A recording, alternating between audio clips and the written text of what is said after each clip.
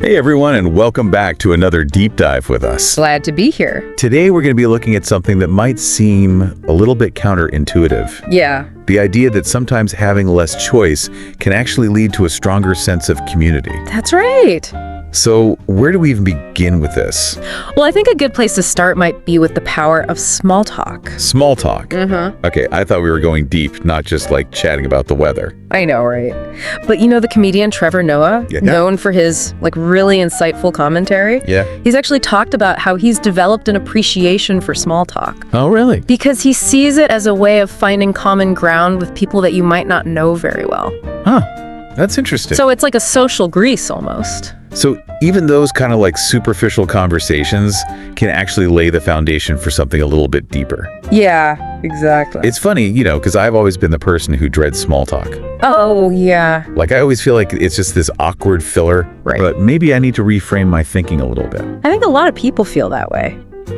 Have you ever felt that way? Absolutely. Yeah. But I think once you start to see it as that bridge to deeper connection, it becomes less daunting. Yeah. And maybe even, dare I say, enjoyable. Okay. I'm willing to give it a shot. Right. But how does this all tie back to the idea of having less choice? Well, think about it. When you're engaging in small talk, you are limiting your options for conversation. Right. You're sticking to safe, common ground topics. Yeah. But that constraint can actually make it easier to connect. That's a really interesting point. It's like, by narrowing our focus, we create a space where connection is more likely to happen. Exactly. And this brings us to the broader concept of choice overload. Okay. That idea that too many options can actually lead to less satisfaction and decision paralysis. Oh, I definitely feel that in my own life. Yeah. Like when I'm staring at a menu with a million options. Right. And I just can't decide what to eat. There's actually a really interesting example of a shoe salesman Okay. who boosted his sales by offering customers only 2 options instead of 3. Wait, really? Yeah. Just by like reducing the choices? He found that when people had too many choices, they were more likely to get overwhelmed and walk away without buying anything. Oh. But by limiting the options, he made the decision easier. Wow. And actually increased sales. That's wild. It really highlights how our intuition about choice, like more is always better, isn't always true. Yeah, and sometimes constraint can be surprisingly liberating. Okay. And this idea of constraint leading to these unexpected benefits can play out in much bigger ways, too. Okay, now I'm really curious, where are we going with this? Well, let's shift gears a little bit to a more serious example. Okay. Let's think about Trevor Noah's experience growing up in apartheid-era South Africa. Right. A deeply unjust system where people were segregated and denied basic freedoms. Exactly. But how does that connect to community? Well, as counterintuitive as it sounds, Noah talks about how people were forced to live in close proximity despite their differences. Right. And this lack of choice, Yeah. while imposed by a horrific system, Of course. actually fostered a sense of community and interdependence. That is a really interesting point. It's like those limitations forced people to find common ground and rely on each other in ways that they might not have otherwise. Exactly. Yeah. And it raises a really important question for us. Okay. Can we create similar constraints, but by choice in our own lives, to cultivate deeper connections? That's a question I'm going to have to sit with for a while. So we've been talking about how limiting choices can sometimes lead to stronger communities. Yeah, it's a fascinating paradox, isn't it? But I have to admit, it's a bit hard to wrap my head around sometimes. It definitely challenges our assumptions about freedom and individuality. Right. But then you have examples like Trevor Noah's experience in South Africa, where constraint, though imposed by a terrible system, actually brought people closer together. It highlights how humans are adaptable and how we can find connection even in the most unexpected circumstances. But I think the question that's really sticking with me is this. Can we create those kinds of constraints by choice in our own lives? And if so, how? That's the million-dollar question, isn't it? And I don't think there's a single easy answer.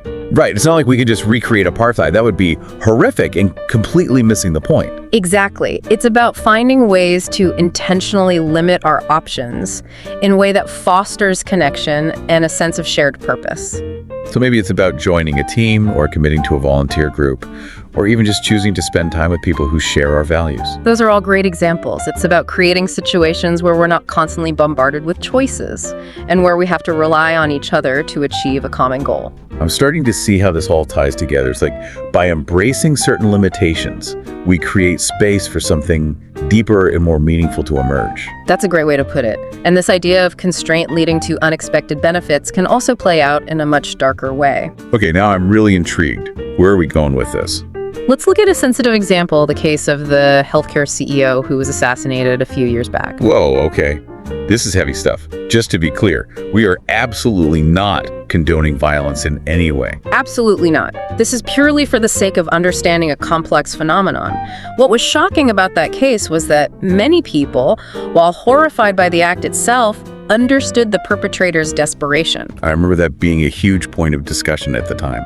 People were grappling with how someone could be driven to such an extreme act. And it speaks to a deep sense of powerlessness that many people feel, especially when it comes to systems like healthcare that feel rigged against them. It's like they've lost faith in the system's ability to provide for their needs, and they feel trapped with no way out. Exactly. And that feeling of being trapped, of having no choice, can lead to what's called ethical fading. Ethical fading, what's that? It's a gradual erosion of our moral compass. When we feel powerless or trapped, we start to rationalize actions that we would normally find unacceptable. So it's like our sense of right and wrong becomes distorted because we're so focused on survival or escaping a bad situation. Precisely. Think of it this way. Imagine your moral compass is like a compass. When we're under extreme pressure or feel like we have no agency, it's like external forces start to pull the needle away from true north. That's a really helpful analogy. So in the case of the healthcare CEO, the perpetrator's actions, while undeniably wrong, can be seen as a symptom of this ethical fading. Yes. It was a desperate, misguided attempt to rebalance a system that felt deeply unjust. And while violence is never the answer, it's crucial to understand the underlying forces at play. This is heavy stuff. I feel like we've stumbled into some pretty dark territory. We have, but I think it's important to acknowledge these dark realities so we can start to address them. Right, because if we just ignore them, they're not going to go away. Exactly. And speaking of addressing complex problems, let's look at some potential solutions to these challenges. So how do we build stronger communities? Yeah, that's the question, isn't it? Especially in a world that often feels so divided. Yeah. You know, Trevor Noah offered up a really interesting challenge, Okay. especially for people in positions of power. Okay. Instead of arguing, he says, focus on making your policies so undeniably good that people just want to be part of them. That's a tall order.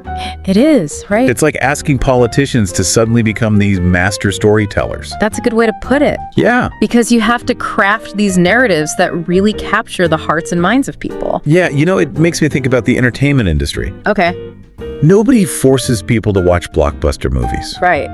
They're just that compelling. People are drawn to things that resonate with them. Yeah. That offer a sense of belonging. Exactly. We crave connection and meaning. Yeah. So the question becomes, what would it take to make our communities so irresistible that we wouldn't dream of leaving? That's such a powerful question. Yeah. It really makes me think about everything we've been talking about. Uh-huh. You know, small talk, shared constraints, a sense of purpose. Mm-hmm. It's about creating spaces where those things can flourish. Absolutely. I think you're onto something. It's about fostering these environments where people feel seen and heard and valued despite their differences. Yeah. You know, where they feel like they have something to contribute. So it's not about imposing these artificial constraints Right. or forcing people into some kind of mold, but rather cultivating this sense of shared purpose and belonging. Exactly. And recognizing that we're all in this together. Yeah. For better or worse. Well, this has been an incredible conversation. It has. I feel like we've just scratched the surface. Yeah. But I've already gained so many new insights. I hope our listeners have too. Well, that's all the time we have for today's deep dive. Okay. But thank you so much for joining us. It's been my pleasure. And remember, sometimes the most unexpected paths lead to the most meaningful destinations. And as you navigate all the complexities of life, just keep in mind that connection can often be found in the most surprising places. Until next time, keep exploring, keep questioning, and keep diving deep. And maybe embrace a little constraint along the way. From all of us here at The Deep Dive, thanks for listening.